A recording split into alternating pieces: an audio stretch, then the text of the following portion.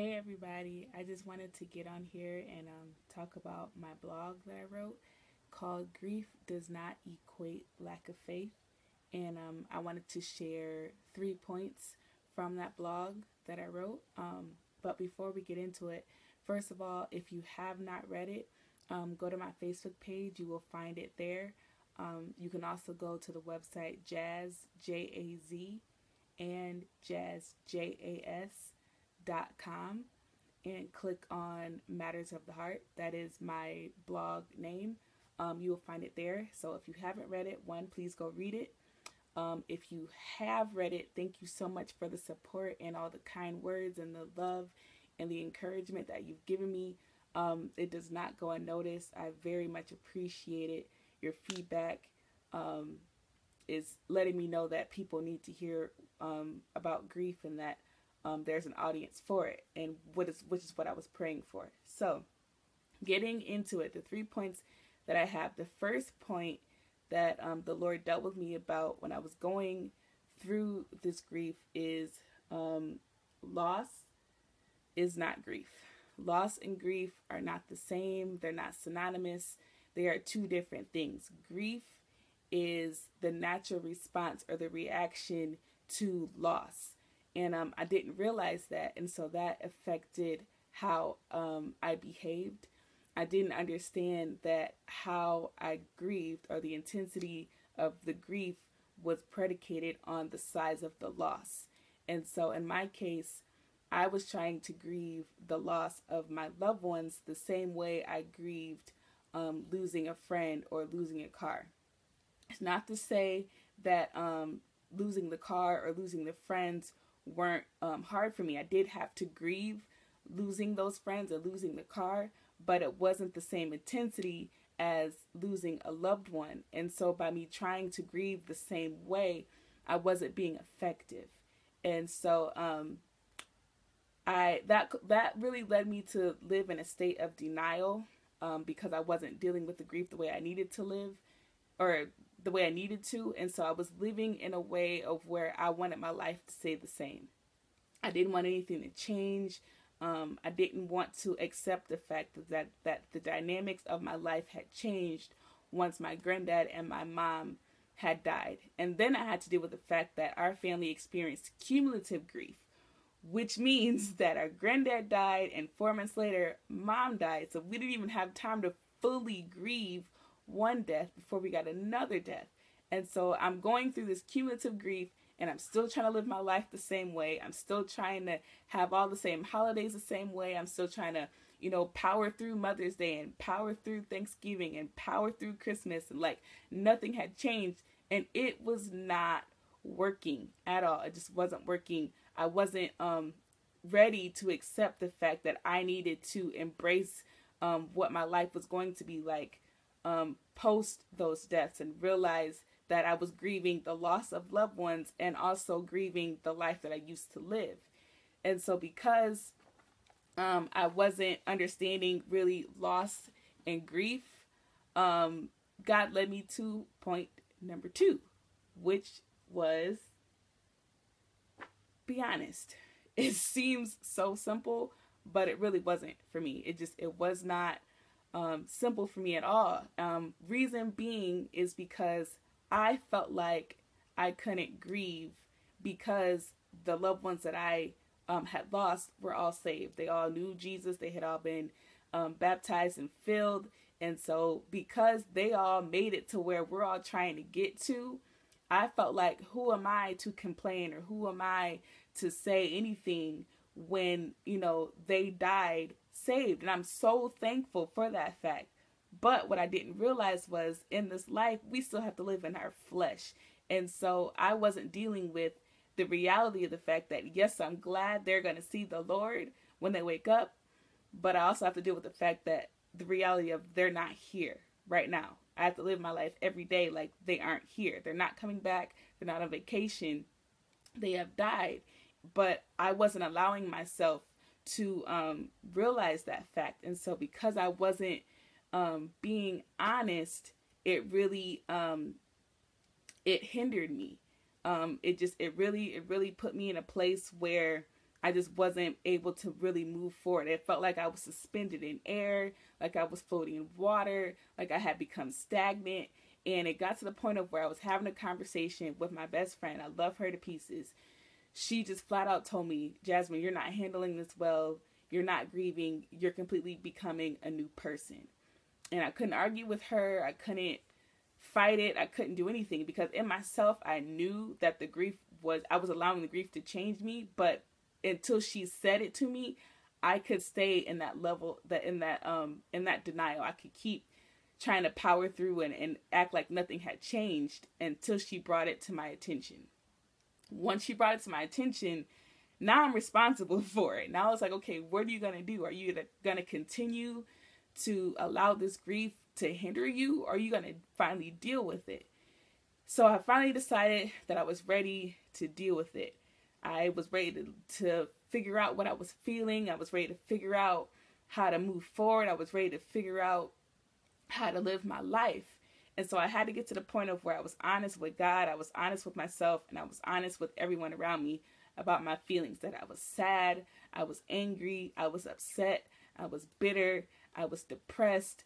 I had all of these emotions. And then I had to realize that some of those emotions I was feeling were directly aimed at God. I was upset at him because he took these people from me. This is what I felt like. You took them from me. You could have healed them. They were both sick. You could have healed them. You could have done X, Y, and Z. And because I feel like you're the source of my pain, I'm not going to talk to you about it. I'm not going to pray to you. I'm not going to seek the scriptures. I'm not going to do anything because I'm mad at you. Once God helped me realize that that's how I felt towards him, then I could really, it was like a weight lifted off my shoulders. And then God could help me because I was like, then I could repent and I could deal with where I was at, and I could tell God, okay, this is where I am, but I don't want to be here anymore. I need you to help me. I was to that point of where I was ready for God to help me grieve and to show me how to grieve and to teach me and search the scriptures and see what it said about grief. Because once I got to that point and I realized that I needed to embrace it, then God led me to point number 3, which was grief does not equate lack of faith. Because I was grieving and because I was crying and because I was sad, it did not mean that I didn't love God. It didn't mean that I didn't trust him. It did not mean that I wasn't saved. It did not mean any of those things that I thought. It didn't mean that I couldn't say that I was upset and that I was mad and that I was depressed, because we know as saints and as Christians, there's a stigmatism that we can't be real about our feelings. We can't say that I'm depressed. We can't say that I'm upset. We can't say any of that because then it means that we're not saved. But God really dealt with me about the fact that I had to be honest because I am in my flesh, and because I am speaking it, now I'm taking the power away from those feelings, and now I can focus on God and how he can help me.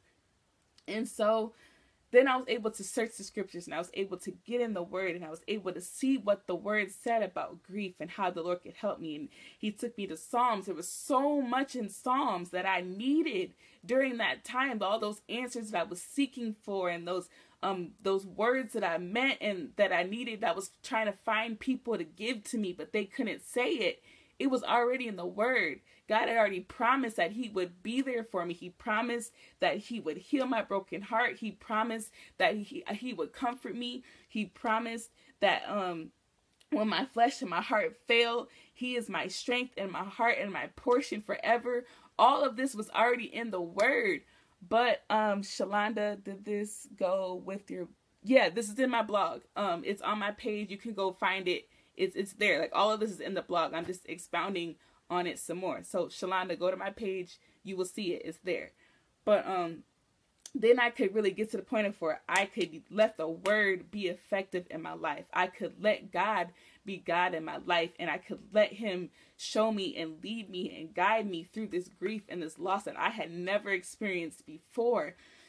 And so I could see God in a new light. I could see him be something in my life that he had never been before. I could see him, I could feel him comfort me and encourage me and pour back into me and encourage me and get me back to the place of where I could effectively minister and be there. You're welcome. Be there for the people that I needed to be, because I had gotten to the point of where I was coming to church and I was worshiping and I was praising, but I wasn't doing it the way that I desired to. I couldn't pray like I desired.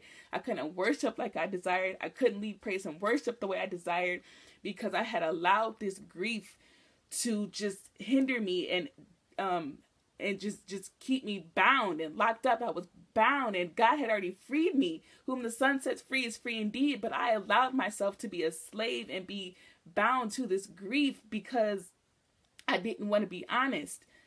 So once I was started to just move past it, then God told me that I was successfully grieving. And so that is my prayer. That is my desire for those of you who have experienced any level of grief, any type of grief. It doesn't have to be loss of loved ones. It could be a job, retirement, kids moving out of the house. For those of us who have graduated, if we've graduated college and we don't have a job offer, anything we need to grieve, we have to do it successfully, because that is the only way we are able to move and operate and live life. We can't just cope. God doesn't want us to just cope. He wants us to live. He wants us to be prosperous. He wants us to be in good health. And we can only do that if we continue to look to him for our strength and for our encouragement. We can't encourage ourselves. We can't save ourselves. We can't do any of this. So I had to take off the mask. I had to stop being fake. I had to stop putting on the front like everything is okay, like Jasmine's all right. I had to get to the point of where I was like, no, I'm not okay today, and that's okay. Yes, I'm going to bust out crying just because I thought about my mom, but that's okay. On the flip side of that, though, I also had those days where I was like, I had those great thoughts about my mom, those great thoughts about my granddad. But until I started successfully grieving, anytime I thought about them, I bust out crying.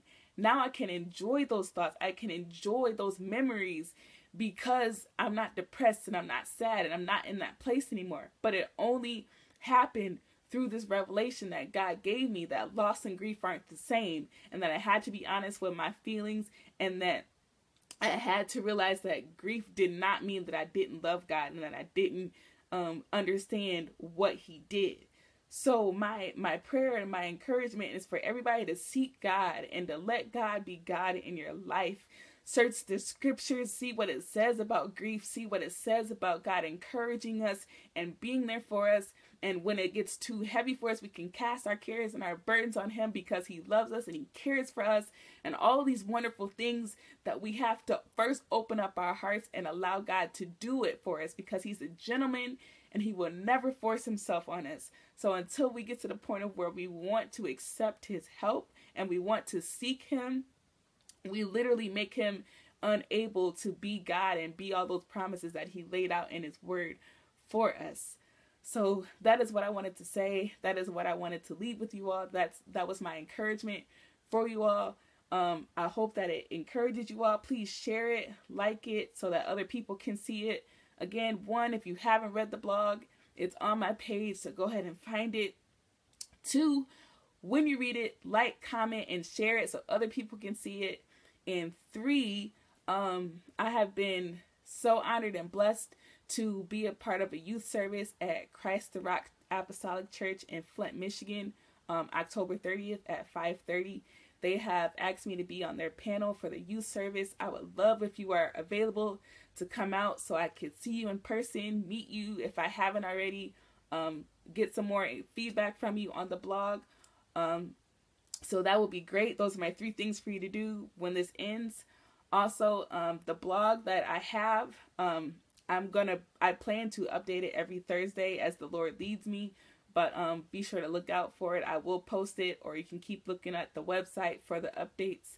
But yeah, that was what I wanted to come on here and share with you all. I know it's late, but I really needed to get that off my chest. Thank you so much for listening and for taking out your time to watch. I love you all so much. Please be encouraged. I really want you to successfully grieve, successfully let God be God in your life. I love you all. Have a great night. Be blessed in Jesus' name.